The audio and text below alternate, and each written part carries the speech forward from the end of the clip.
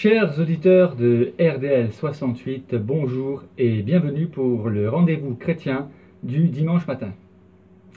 Alors le thème de mon message ce matin est celui-ci, la puissance concrète de l'Évangile. Une affirmation gratuite, pourront penser quelques-uns, mais qu'en est-il réellement? Alors je vous propose une première lecture biblique, il s'agit d'une lettre de l'apôtre Paul adressée aux Corinthiens. Et je vais vous lire dans le premier chapitre de cette lettre les versets 17 à 31. L'apôtre Paul a écrit la chose suivante. « Ce n'est pas pour baptiser que Christ m'a envoyé, c'est pour annoncer l'Évangile, et cela sans la sagesse du langage, afin que la croix de Christ ne soit pas rendue vaine. Car la prédication de la croix est une folie pour ceux qui périssent, mais pour nous qui sommes sauvés, elle est une puissance de Dieu.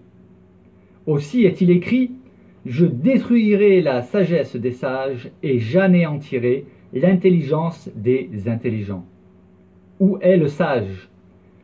Où est le scribe, c'est-à-dire le professeur? Où est le disputeur de ce siècle? Dieu n'a-t-il pas convaincu de folie la sagesse du monde? Car puisque le monde, avec sa sagesse, n'a point connu Dieu dans la sagesse de Dieu, il a plu à Dieu de sauver les croyants par la folie de la prédication. Les religieux juifs demandent des miracles et les non-juifs cherchent la sagesse. Nous prêchons Christ crucifié.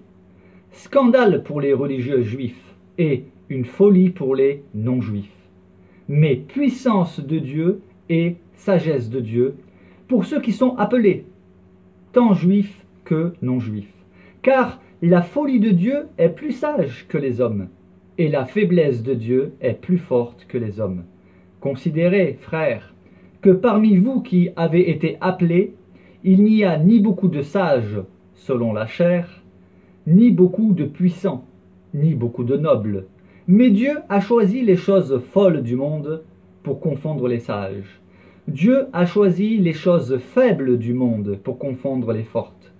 Dieu a choisi les choses qui ne servent à rien du monde, les choses viles, et celles qu'on méprise, celles qui ne sont point, pour réduire à néant celles qui sont, afin que nulle chair ne se glorifie devant Dieu. Or, c'est par lui que vous êtes en Jésus-Christ, lequel, par Dieu, a été fait pour nous sagesse, justice et sanctification et rédemption, afin, comme il est écrit, que celui qui se glorifie dans le Seigneur.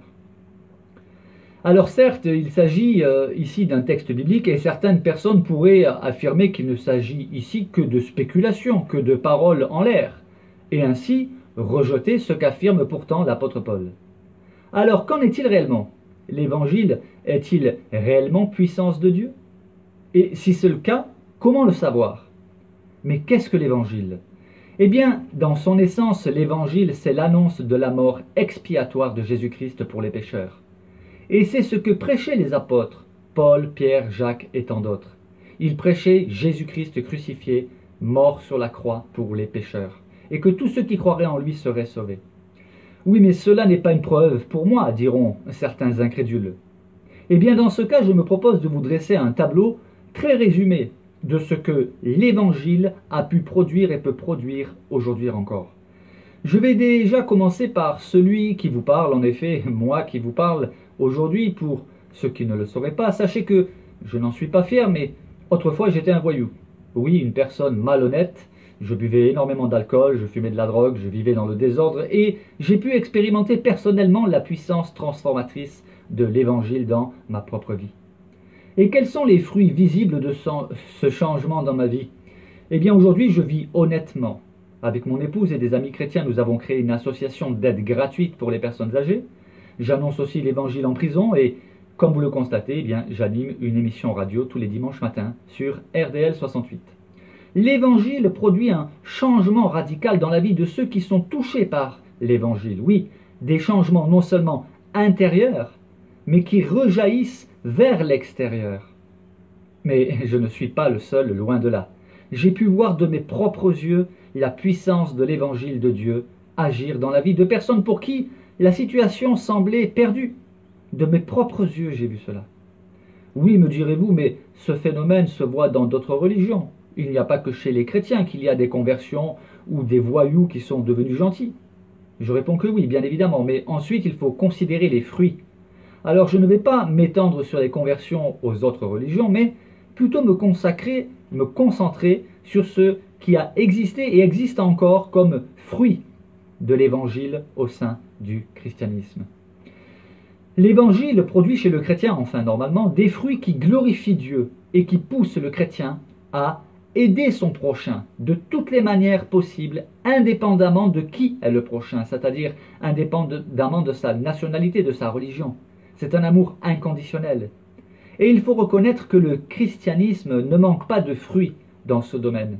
En effet, avez-vous déjà essayé de comptabiliser le nombre incroyable d'œuvres de bienfaisance, d'aide du prochain, qui ont existé et qui ont pour fondement le christianisme, la foi en Jésus-Christ.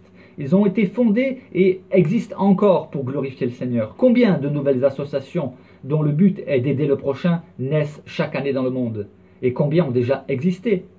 Déjà, il faut relever le nombre incroyable de maisons de retraite, d'hôpitaux, de cliniques, d'écoles qui, toutes, portent des noms tels que Saint-Gilles, Saint-Joseph, Saint-Jean, etc., etc. La très grande majorité d'entre elles ont été fondées par des chrétiens de toutes confessions, catholiques, protestants, évangéliques, etc.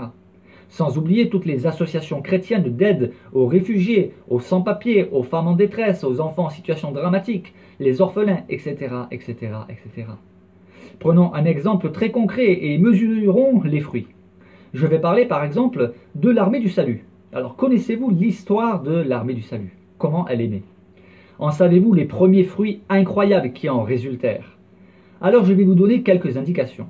Le fondateur de l'armée du salut était William Booth.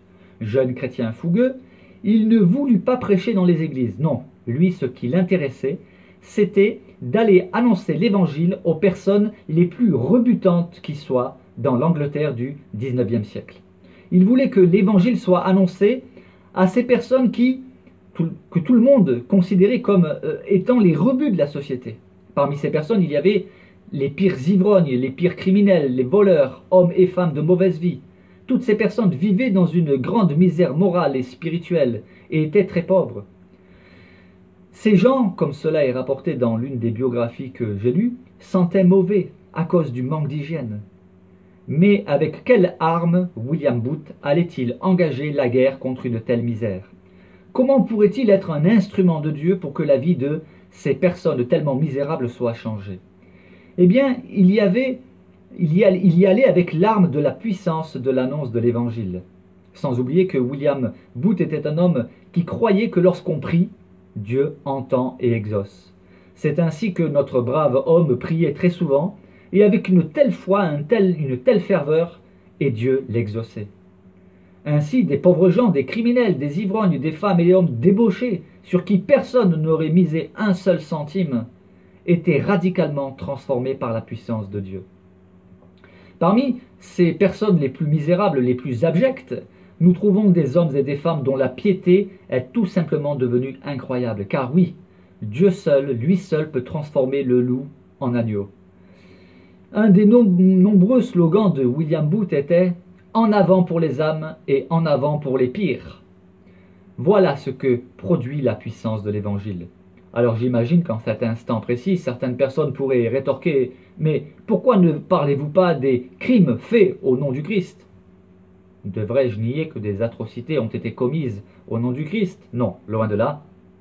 Mais sachez-le, ce n'est pas parce que des criminels, des fanatiques ont refusé d'obéir à Jésus, et qui pourtant se prévalaient de son nom, eh bien, ce n'est pas parce qu'il y a eu cet état de fait, que Jésus, lui, pourtant, commande d'aimer notre prochain et même nos ennemis. Et ce n'est donc pas pour cela que cela décrédibilise, je vais y arriver, la foi chrétienne.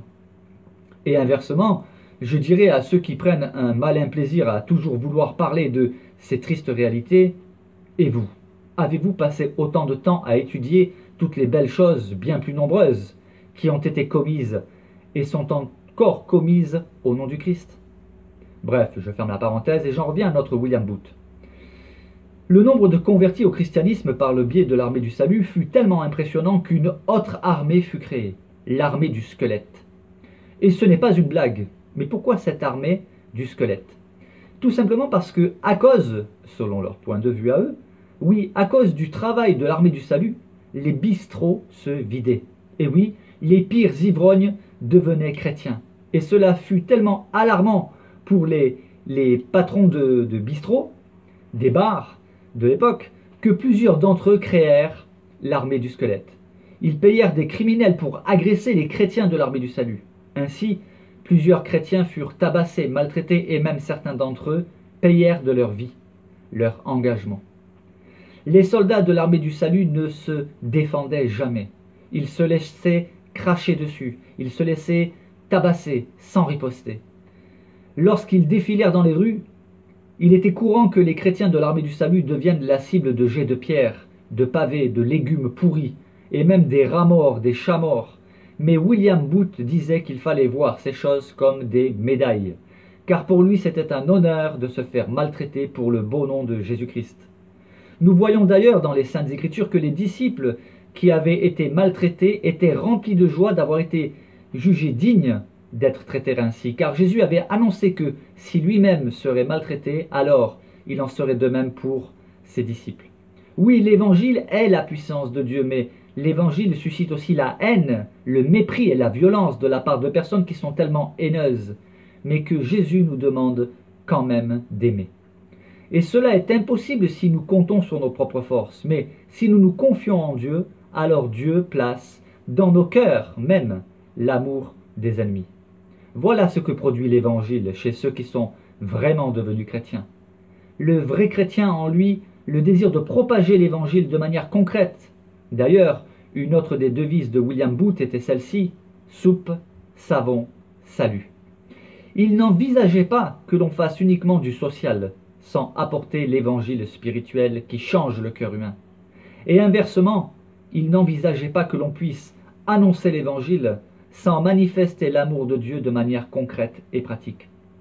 Alors la soupe, pour répondre aux besoins de nourriture, le savon, pour l'hygiène, et le salut qui est la nourriture et l'hygiène spirituelle des malheureux pour leur âme. Mais alors certaines personnes pourraient penser que l'évangile n'est que pour les rebuts de la société, loin de là. Mais le fait est que Jésus lui-même a annoncé aux pharisiens, qui étaient des religieux très pratiquants, la chose suivante: je vous le dis en vérité, les collecteurs d'impôts et les prostituées vous devanceront dans le royaume de Dieu. Vous pouvez lire cela dans l'évangile de Matthieu, le chapitre 21, verset 31. Qui que vous soyez, si vous n'avez pas Jésus dans votre vie, vous êtes concerné. Jésus est le seul moyen de salut. Mais je veux continuer avec William Booth et conclure l'ébauche de son parcours par une des plus belles citations qui soit. Voici ce qu'a prononcé William Booth dans un discours. Tant que des femmes pleureront, je me battrai. Tant que des enfants auront faim et froid, je me battrai. Tant qu'il y aura un alcoolique, je me battrai. Tant qu'il y aura sur la rue une fille qui se vend, je me battrai. Tant qu'il y aura des hommes en prison qui n'en sortent que pour y retourner, je me battrai. Tant qu'il y aura un être humain privé de la lumière de Dieu, je me battrai, je me battrai, je me battrai. Mais il n'est pas le seul. Combien d'œuvres missionnaires existent aujourd'hui? Des œuvres où l'on apporte l'évangile, mais toujours sans l'imposer. À des milliers de personnes en souffrance, oui. Des missionnaires ont consacré et consacrent encore aujourd'hui leur vie pour le bien du prochain. Et plusieurs d'entre eux ont accepté de se rendre dans des pays où le simple fait d'affirmer être chrétien peut coûter la vie. Et d'ailleurs, le nombre de missionnaires chrétiens tués pour leur foi est impossible à dénombrer. Tout comme le nombre de missionnaires et d'œuvres missionnaires diverses partout à travers le monde. Je pourrais aussi parler de William Carey, ce missionnaire qui partit au XIXe siècle annoncer l'évangile en Inde, un pays qui à l'époque était tellement fermé à l'évangile, et c'est encore le cas aujourd'hui d'ailleurs. Ou encore parler de Hudson Taylor, qui lui aussi au XIXe siècle partit annoncer l'évangile aux Chinois, ouvrant un hôpital et plusieurs antennes de soins médicaux. Là encore, il ne s'agissait pas de se contenter de dire aux uns et aux autres que Dieu les aime.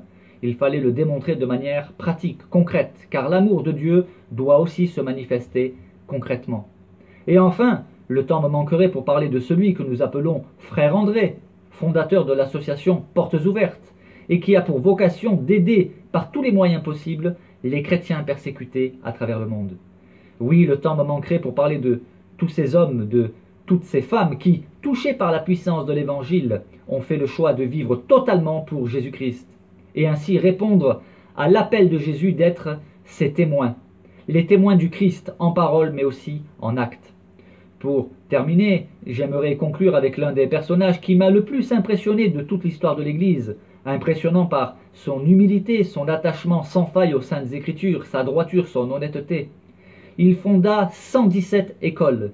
Il soutenait financièrement et par la prière plus de 170 missionnaires.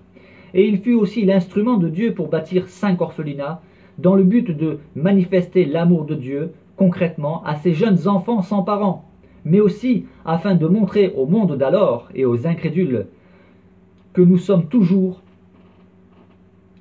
capables, par la foi et la prière, de changer les choses.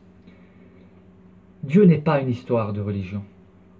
Et ce personnage emblématique s'appelait George Muller. Il fonctionnait de la manière la plus simple qui soit.